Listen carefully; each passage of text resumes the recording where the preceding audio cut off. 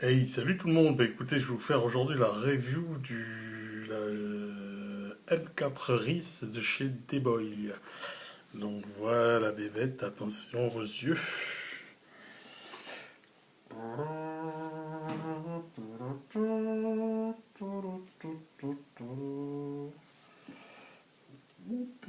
Et voilà.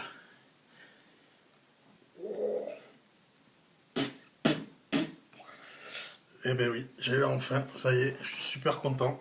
Donc, je vais pouvoir vous faire la review. Ça fait quelques temps que je l'ai.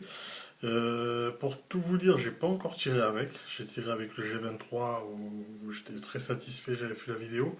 D'ailleurs, je m'excuse, hein, j'étais parti pour faire un test de tir. Finalement, j'ai tellement parlé que j'ai fini par finalement faire la review du G23. Et voilà, au moment de tirer en fin de vidéo, en fait, ben, ça s'est coupé. Donc, du coup, j'ai laissé comme ça. Donc, je ferai un véritable test de tir beaucoup plus tard. Ainsi que pour celui-ci, pardon. Donc, voilà la bébête. Hop.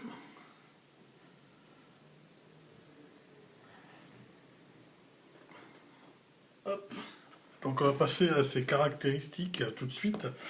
Donc il fait un poids de 3,070 kg. Il a une longueur de 860 mm, donc 86 cm. Pas un, 86 cm. Crosse pliée ou dépliée, je ne sais plus. Donc il est métal. Alors après, il a deux modes de sélecteur, enfin deux modes de tir, hein, le semi ou l'auto. Donc soit au par coup, soit de la rafalou. Ensuite, elle a un canon interne de 350 mm. Donc le canon, il est par ici à peu près jusque. Vous avez le pop qui est par là, donc il doit faire à peu près de là à ici. On peut l'apercevoir ici, là, voilà, en sortie de canon. Vous pouvez le voir ici, là. Donc il est vraiment, il arrive ici, là, vraiment en sortie de. Donc c'est un canon, ça va, c'est un canon. Pour la précision, ça va. Plus long, après c'est un sniper, mais bon. Voilà, c'est déjà une bonne réplique.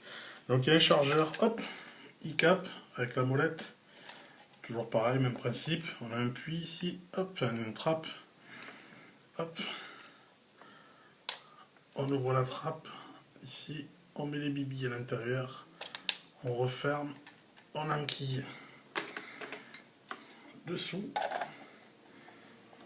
Hop, voilà. Alors particulier comme truc, hein, c'est vraiment, faut pas hésiter à mettre un coup pour bien enquiller, parce que je sais pas si ça vient du hop-up ou si c'est typique des M4. Mais voilà, moi je sors de la G36, je mettais clic et puis ça bougeait plus. Là c'est vrai qu'il faut aller chercher un peu et clac. Donc voilà, ça colle avec la réalité sûrement. Donc voilà, il faut s'y faire. Après, voilà, donc vous avez la molette ici. Donc une fois que vous avez mis mes billes, vous molletez, hop hop hop, ça fait monter les billes. Et après, boum boum boum. Voilà. Donc ça c'est le chargeur qui est fourni avec. Voilà. Donc il est fourni. Alors ce qui est pas mal, c'est que c'est assez complet. Vous avez, hop, ici une sangle avec deux points d'attache, ici et ici, qui est fourni dans la boîte. Vous avez un attache sangle supplémentaire. Alors là, pour tout vous dire, je ne sais pas comment ça se démonte, je ne sais pas où c'est que ça se met. Alors je suppose que ça se met par là ou par là.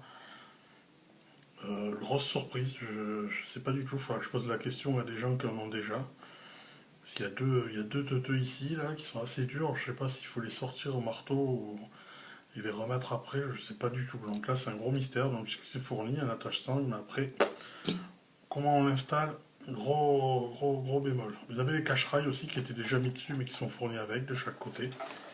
Hop. Donc pareil, hein, vous appuyez ici pour les sortir, après vous les remettez. Vous pouvez les. Donc voilà. Ils étaient installés avec. Donc ça, par contre, c'est en plastique, hein. Vous avez ceci là qui n'était pas monté mais qui est fourni avec aussi, c'est pour installer la batterie à l'intérieur. Donc vous dévissez ici, cloc cloc cloc, vous sortez ça, vous mettez votre batterie à l'intérieur, vous le remettez, vous revissez ça. Voilà, c'est pas fonctionnel, hein, c'est vraiment pour cacher la batterie, mais bon, c'est esthétique. On peut le mettre sur le côté aussi, il y en a qui le mettent là-dessus. C'est parce que sinon, le problème, c'est qu'en fait, l'organe de visée, il est masqué. Je sais pas si on peut bien le voir. Quand vous voulez viser avec l'œilleton, vous avez le boîtier ici qui cache du coup ceci. Donc il faudrait relever éventuellement la petite teuteuse là Mais j'ai pas la clé en fait pour le faire, donc il faudrait peut-être le remonter au max pour qu'on voie éventuellement juste la pointe pour avoir un autre truc de visée. Mais de toute façon, ça je vais l'enlever et je vais mettre plus tard un œilleton, donc ça va arriver au-dessus du boîtier, donc normalement ça devrait pas m'emmerder. Donc c'est pour ça que je m'en fais pas. Je l'ai mis là au niveau esthétique, je trouve ça c'est quand même plus terrible de l'avoir sur le dessus. Alors ça c'est en métal, le corps est en métal, le canon est en métal, le ris à l'intérieur est en métal. Il y a juste les cache-rails qui sont en métal, en plastique. Vous avez le boîtier ici qui est en plastique. Vous avez la crosse la poignée qui est en plastique et la crosse. La crosse branle un peu, mais voilà, c'est pas méchant. Vous avez une attache sangle, voilà, vous pouvez y aller. Hein. Ça paraît comme ça un peu light, c'est en plastique aussi, mais je pense que ça soutient largement. Après, si vous avez peur, il existe des attaches qui se mettent ici, là, les attaches avec 3 trucs.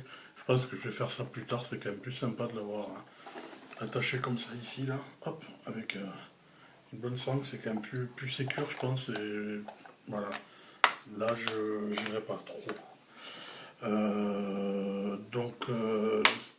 Ça branle un peu, mais c'est rien de grave. Qu'est-ce que ça me fait là?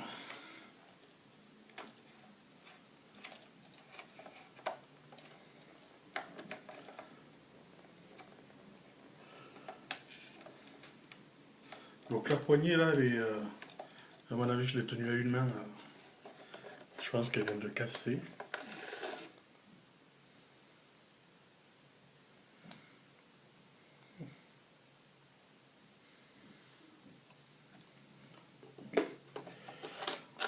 On verra.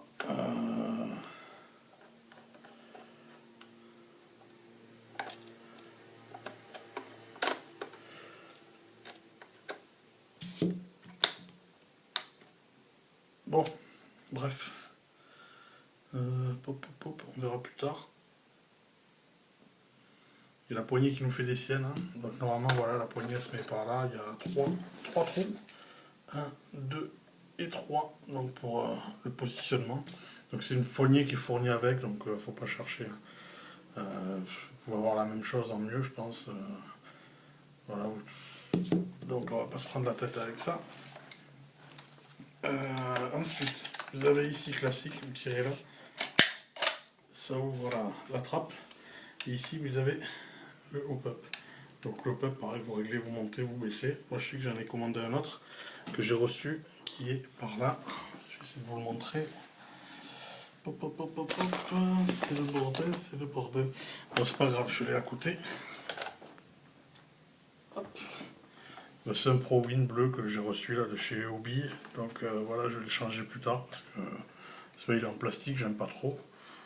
Donc pour l'instant ça va. Ensuite vous avez, alors le sélecteur il est pas ambidextre, il est uniquement à gauche. À savoir si ça peut se démonter et éventuellement le passer de l'autre côté ici pour les gauchers. C'est à voir, je sais pas du tout. Ou est-ce qu'il faut carrément, je sais pas, amener le truc en magasin et carrément changer tout ça pour l'avoir à gauche. Je sais pas.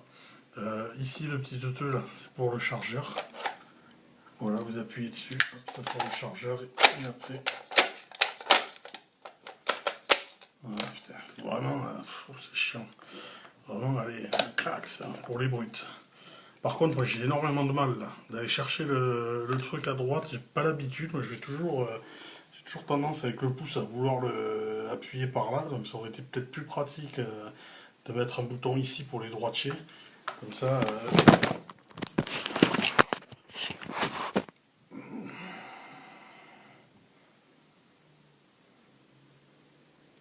Un accident du direct, excusez-moi, je vous ai perdu, ça s'est cassé la gueule.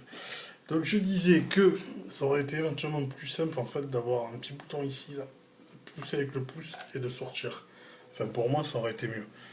Voilà, maintenant je vais aller chercher à droite là-bas, ça va peut-être se faire avec le temps, mais voilà, j'ai pas trop l'habitude.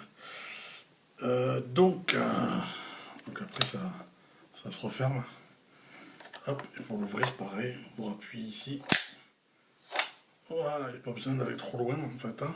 Voilà, ici vous avez le cylindre. Hop, donc pareil, alors par contre ça tape fort, ça tape à plus de 380, il y a marqué 380 fps là-dessus. Mais ils m'ont filé une petite fiche avec les tests de tir qu'ils ont fait. Et il y a plus de. C'est un peu plus de. C'est entre 385 et 390, voire 12 FPS. Donc ça tape fort. Donc, voilà. Donc je pense que je vais changer le ressort à l'intérieur. Je pense que je vais prendre, je crois que c'est SP90 ou un truc comme ça pour taper dans les, rester dans les 350. Donc de toute façon, c'est pas la puissance qui fait que la bille elle va partir plus loin. Donc c'est pas la peine d'avoir un truc qui claque trop fort. Je vais le descendre, voilà, moi, même si ça fait 330, 350 FPS, ça me va très bien de toute façon. Je vais changer le canon, le hop-up je l'ai reçu. Je vais changer le joint hop-up aussi, donc j'aurai un nouveau canon, un nouveau hop-up, un nouveau joint hop-up et un nouveau ressort pour que ça tape moins fort, que ça, voilà, que ça fasse moins de bruit, parce que c'est vrai quand on tape c'est clac, clac, clac. La Gearbox ça risque de pas trop aimer non plus. Donc voilà, donc je vais changer le ressort, ça vaut pas très cher. Canon, ressort, hop-up et joint hop-up. Et voilà, c'est tout ce que je ferai. Après peut-être le cylindre, avoir peut-être quelque chose à l'intérieur, ce roulement à billes pour que le ressort en fait à l'intérieur il revienne bien en position pour gagner en. Comment ça s'appelle apparemment, c'est au niveau de la cadence, je pense, d'après ce que si je dis pas de conneries. Le fait qu'il y ait un roulement à billes, en fait, ça évite au ressort de se tordre n'importe comment. Et donc pour le retour, en fait, voilà, ça reste propre et ça revient plus vite. Donc je pense que je mettrai ça aussi. Éventuellement, tête de piston, quoi. Une autre tête de piston, on verra. Enfin, je vais mettre 2-3 conneries. Je vais pas changer trop les galets à l'intérieur parce que de toute façon, la puissance, je vais la baisser donc à l'intérieur, ça va pas fondre, hein. Par contre, voilà, au niveau pour que ça ait un peu plus de cadence, tout ça, et de portée, voilà, je vais mettre ce qu'il faut tranquillement à mon rythme. Voilà, voilou. Donc, au niveau esthétique, voilà, franchement, je suis super content. Pour démonter ça, par contre, je vous l'ai pas dit. Ici, ça se démonte si vous voulez mettre un œilleton à la place, enfin, une raie-d'hôte, une aide à la visée, etc. Donc, vous avez ici des molettes. Vous les tournez, ça se sort, vous pouvez les remettre, les revisser. Voilà, ici vous mettez la poignée que vous voulez, les cache-rails vous pouvez les enlever. Le câble en fait lui en théorie il se cache bien à l'intérieur, donc en fait il reste juste 2 petits fils comme ça. C'est vachement discret. Là je l'ai laissé à l'extérieur, hein. J'ai la batterie qui est à l'intérieur.